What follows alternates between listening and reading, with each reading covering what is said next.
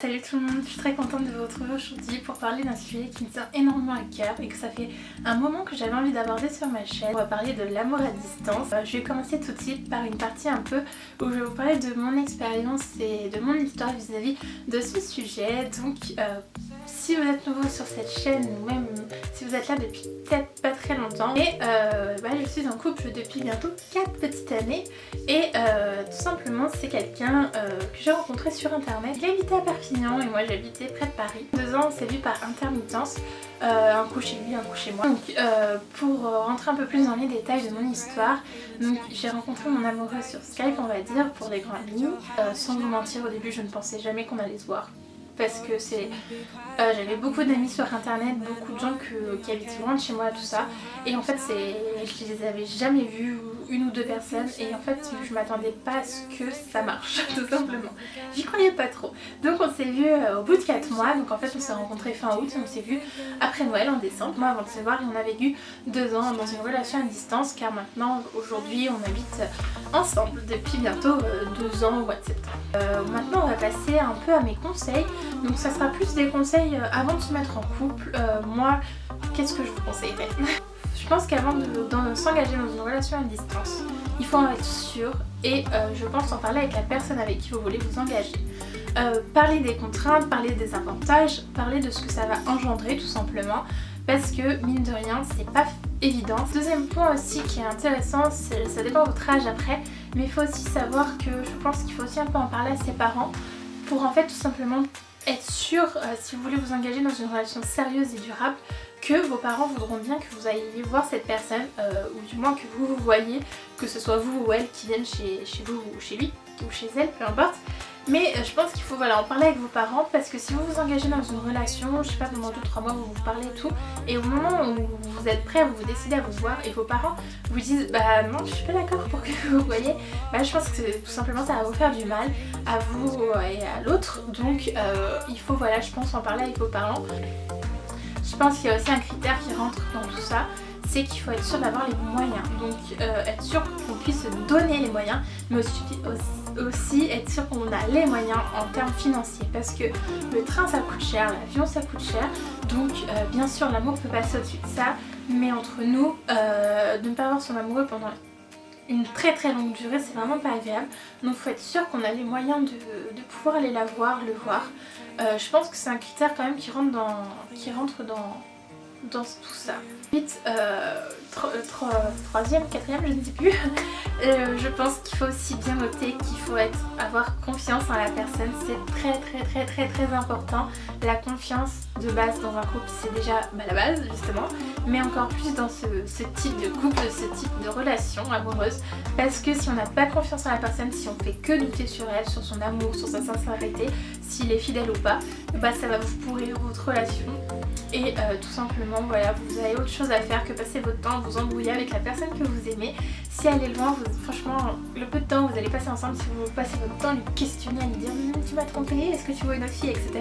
ou un autre garçon, ça va pas marcher. Donc il faut vraiment avoir une confiance.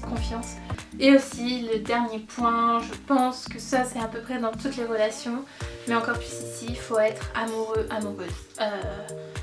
Je pense qu'une relation à distance ne peut pas exister s'il n'y a pas de sentiments. Ça ne sert à rien de gâcher votre temps dans une relation à distance si vous n'aimez pas la personne. Si c'est pour son fric, son physique, quoi que ce soit, ça ne sert à rien. Parce que concrètement, vous n'allez pas vraiment profiter souvent, déjà de 1. Et puis, une relation à distance, ça demande du temps et un engagement. Donc si vous êtes plutôt de ce genre de personne profiteuse, passez votre route, ça ne sert à rien. Laissez ça aux amoureux. Le troisième point que j'avais envie d'aborder, c'est donc pendant la relation, comment faire durer sa relation. Mes petites trucs et astuces qui ont pu marcher. La première chose, c'est de se voir assez régulièrement, le plus possible que vous pouvez. Moi avec mon copain, on se voyait tous les 1 mois et demi, ça dépendait des périodes. Et dès qu'on pouvait, on passait le plus de temps possible ensemble. Il faut savoir consacrer du temps à la personne. J'entends par là qu'il faut savoir trouver des moments où vous allez être simplement qu'avec elle. dans la journée. Donc nous on se donnait souvent rendez-vous le soir pour un Skype, on se voyait, donc ça faisait du bien de voir la personne, bouger, parler en face de ça, etc. On pouvait interagir et c'était un moment juste à nous où en fait on ne faisait que ça, on se racontait nos journées, on rigolait ensemble et tout ça. Et c'est un petit peu ce même moment qu'on va retrouver quand on va être en couple avec une personne avec laquelle on vit. On passe pas toutes nos journées avec la personne, mais voilà, il y a des petits moments où on va être que tous les deux, par exemple avant de dormir, on va se raconter nos journées, on va se taquiner, on va rigoler. Et là il faut retrouver ces mêmes petits moments pour faire durer le couple. Il faut savoir créer une complicité. Je trouve que c'est très important, que ce soit dans une relation à distance ou dans une relation dite basique. Il faut savoir voilà, créer une complicité, avoir des petits délires ensemble, des petits surnoms. Je pense que c'est ces petites choses qui font que c'est la personne, c'est la seule et unique avec qui vous dites ça. Parce que c'est très important de créer une complicité. Ça va permettre de créer un lien, et quand on est loin de l'autre, il faut des liens, il faut tout ça, tu vois. À mon sens, j'essayais de tout partager avec mon copain, dans le sens qu'il y avait l'impression qu'on est ensemble en fait, tout simplement. Et en fait, ça rejoint aussi ce que je vais dire après, c'est qu'il faut savoir communiquer. Quand ça va pas, il faut savoir le dire à l'autre. Faut savoir aussi que quand on est à distance, et des fois on s'engueule quand même, et si ça va pas, s'il y a un truc qui vous plaît pas chez l'autre, il faut lui dire, même si vous vous engueulez par SMS, etc. Ce qui est pas forcément le tip top, mais on va pas attendre un mois pour dire à la personne ce qui nous a pas plu. Et je pense qu'aussi pour faire durer son couple quand on est dans une relation à distance, il faut se projeter.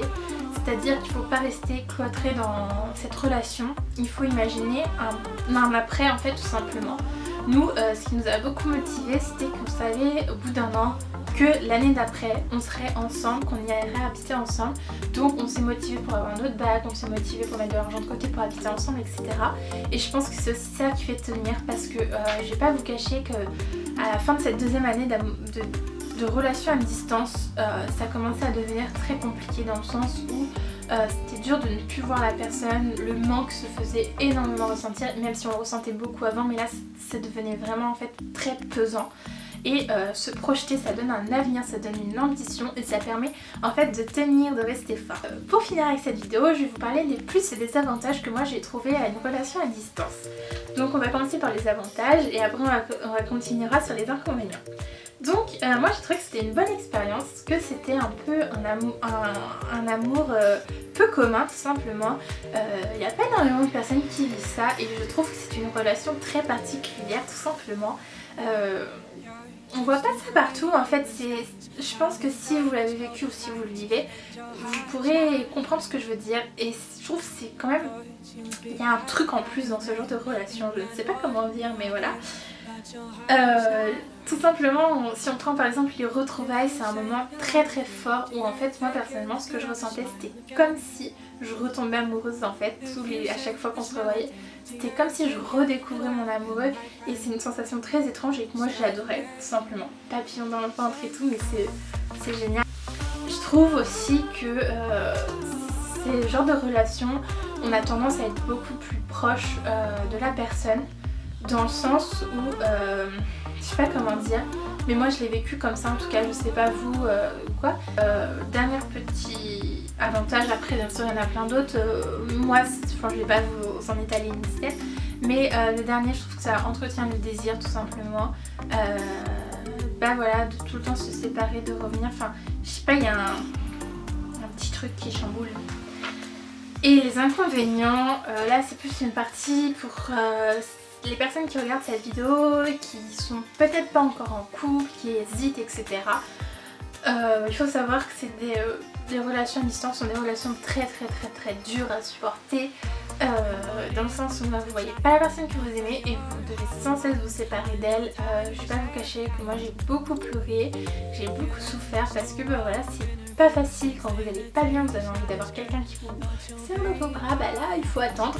Il faut savoir aussi que dans ces relations, il faut savoir faire des compromis. Comme je disais, il faut savoir trouver du temps pour la personne, et c'est, comment dire, moi quand je faisais mes Skype le soir, c'est des moments où par exemple je faisais que ça quoi, donc ça prend du temps sur votre vie tout simplement, c'est un engagement. Donc à mon sens, il faut pas prendre ce genre de relation pour un jeu, pour une expérience, il faut être sûr de ce qu'on fait. Il faut savoir qu'une relation à distance, ça va pas forcément toujours fonctionner. C'est pas parce que tout ce que j'ai énuméré peut paraître merveilleux, oui, je vais être super proche de mon copain, etc. C'est pas forcément le cas pour tout le monde. Et pas tout le monde est capable de survivre à ce genre de relation ou vivre tout simplement cette relation. Car voilà, comme je dis, c'est pas facile, la personne vous manque, la personne est loin, il faut avoir confiance. Et il n'y a pas tout le monde qui peut, subir ce genre de choses et rester fort. Faut quand même avoir une très grande force de caractère, je trouve. Personnellement, moi, je pense que si au bout de 2 ans et que mon copain n'aurait pas pu habiter ensemble, ça aurait commencé à devenir très compliqué. Avant de finir cette vidéo, si vous êtes engagé dans une relation à distance ou si vous voulez vous y engager, il y a 2 choses à savoir. C'est qu'il faut communiquer et avoir confiance en la personne pour essayer au moins que cette relation fonctionne au maximum, et après appliquer tout ce que j'ai pu vous conseiller. Moi, c'est ce qui a marché et c'est comment j'ai ressenti ma relation. Ça reste quand même très personnel, mais quand j'en parle autour de moi, les gens pensent à peu près comme moi. Donc voilà, j'espère que cette relation... Donc voilà, j'espère que cette vidéo vous a plu. N'hésitez pas, si vous avez davantage de questions ou si vous voulez me parler de votre situation, etc. Ça me fera énormément plaisir à me contacter, soit en commentaire, ou si vous voulez quelque chose de plus privé par Facebook ou Twitter, peu importe. Je me ferai un plaisir de lire ce que vous m'écrivez et de vous répondre. Si vous êtes nouveau et vous passez sur cette vidéo, n'hésitez pas à vous abonner aussi, ça me ferait énormément de plaisir. Et voilà, je vous souhaite une excellente journée et je vous dis à mardi. If you sing this melody, do you think you could laugh again, my friend? Just try for me. Sing.